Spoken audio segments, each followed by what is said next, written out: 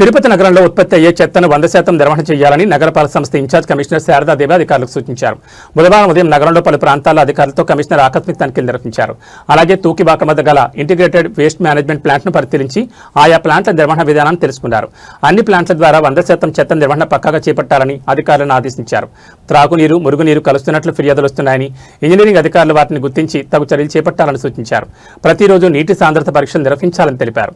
కాలువల్లో బహిరంగ ప్రదేశాల్లో చెత్త వేస్తున్నారని, అలా వేయడం వల్ల ఎక్కడి మురుగునీరు అక్కడ ఆగిపోయి అపరిశుభ్రంగా తయారవుతుందని తెలిపారు. మీ ఇంటి వద్దకు వచ్చి మా సిబ్బందికి తడి, పొడి చెత్త వేర్వేరుగా ఇచ్చి సహకరించాలని ప్రజలకు పిలుపునిచ్చారు.